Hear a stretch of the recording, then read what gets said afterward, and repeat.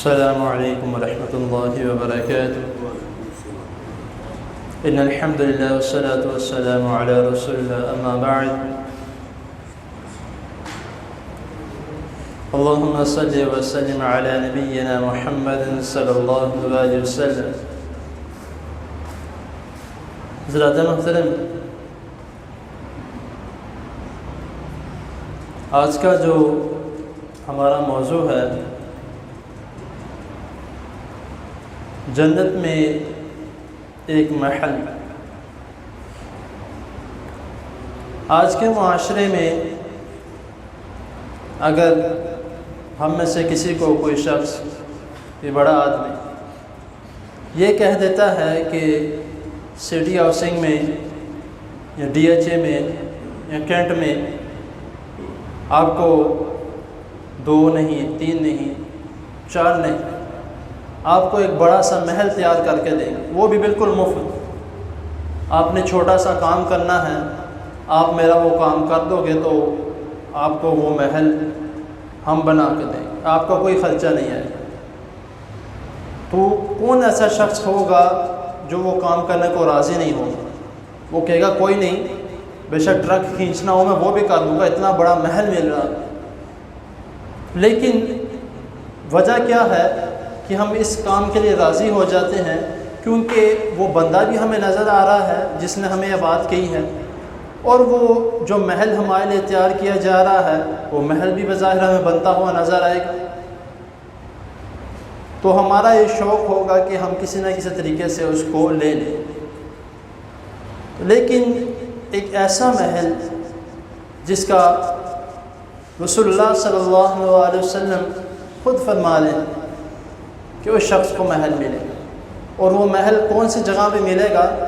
جہاں پر قیامت والے دن ہر ایک شخص ایک سوٹی ہوتی ہے، سٹک بالکل باریک سی، اس کو وہ جگہ پہ مل جائے، وہ کہے گا میری غنیمت ہے۔ اس کو اتنی سی جگہ پہ مل جائے، وہ کہتا ہے میرے لیے غنیمت ہے کہ مجھے جنت میں تھوڑی سی جگہ مل گئی۔ تو لیکن رسول اللہ صلی اللہ علیہ وسلم کیا فرما رہے کہ اس شخص کو محل مل جائے۔ کس کو؟ 3 قسم کے لوگ جن کا رسول اللہ صلی اللہ علیہ وسلم نے ذکر کیا۔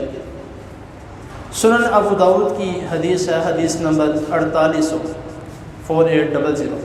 حضرت ابو امامہ رضی اللہ تعالی عنہ اس کے راوی ہیں۔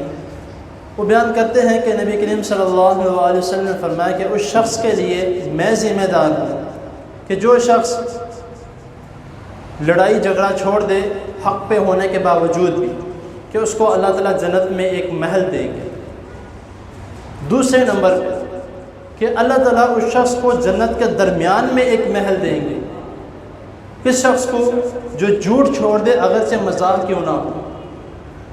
تیسرا شخص کہ اللہ تعالیٰ اس کو جنت کی اعلیٰ منازل میں، جنت کی سب سے اونچی منزل میں اللہ تعالیٰ اس کو ایک محل دیں گے۔ کون؟ جس کا اخلاق سب سے اچھا ہو۔ اب ہم معذرت کے ساتھ ان تینوں چیزوں میں ہم فیل ہیں۔ جھگڑا ہمارا ہو بھی نہ، کسی اور کا ہو رہا ہوگا، ہم بیچ میں چھوٹا سا کوئی معاملہ پیش آ جائے، چھوٹی سی کوئی بات ہو جائے تو ہم اپنے آپ کو دکھاتے ہیں کہ میں کیا چیز ہوں۔ حق پہ بے شک ہو نہ ہو، لیکن ہم اپنے آپ کو دکھاتے ہیں کہ میں کیا چیز ہوں۔ یہ ٹرانسپورٹ چلتی ہے، گاڑی جا رہی ہے، موٹر سائیکل جا رہی ہے، سارا کچھ ٹریفک، ذرا سی ٹکر لگ جائے ادھر ہی گاڑی روک کر باہر نکل آتی ہے۔ کیا وجہ کہ میری گاڑی کو کیوں مارا؟ جھگڑا کریں گے، لڑائی کریں گے، گالی گلوچ کریں گے، کیا فائدہ؟ گاڑی ٹھیک ہو جائے گی، موٹر سائیکل آپ کی ٹھیک ہو جائے گی، آپ کا نقصان تھوڑا ہو جائے گا، کچھ بھی نہیں ہوگا۔ نمبر 2 جھوٹ۔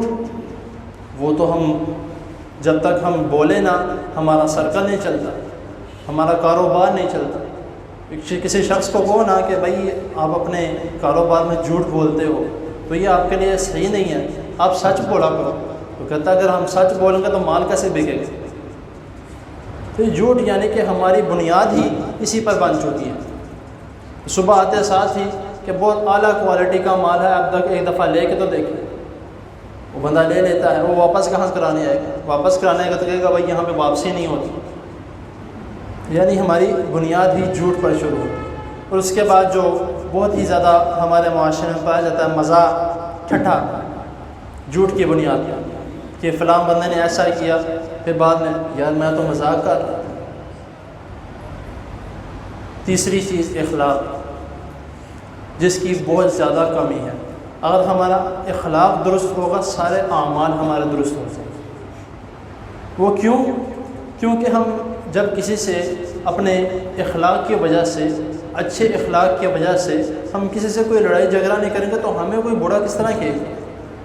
ہر بندہ یہی کہے گا کہ یہ بندہ جو ہے یہ بہت اچھا ہے، کسی کے ساتھ لڑتا نہیں ہے، کسی کے ساتھ زبان درازی نہیں کرتا، کسی کے ساتھ کسی قسم کا کوئی لڑائی جھگڑا نہیں کرتا، کسی کے ساتھ اس کی قطع تعلقی نہیں ہے۔ تو ان تین چیزیں اگر ہم جنت میں صرف اور صرف ایک سٹک جتنی، ایک سوٹی جتنی جگہ نہیں، اگر پورا محل چاہتے ہیں تو ہمیں ان اعمال پر عمل کرنا پڑے گا۔ تو اسی لیے اپنے لیے میں یہ نہیں کہتا کہ میں کہہ رہا ہوں کہ آپ یہ لازمی کریں، آپ اپنے لیے، اپنے گریبان میں، اپنے ضمیر کے لیے اس کو اپنے لیے فرض کر لیں کہ یار میں نے اگر اللہ تعالیٰ سے جنت میں محل لینا تو میں ان چیزوں پر عمل کرنا۔ سب سے پہلا کیا ہے؟ جھگڑا چھوڑ دیں، نمبر 2 جھوٹ چھوڑ دیں، نمبر 3 اپنا اخلاق اچھا کریں۔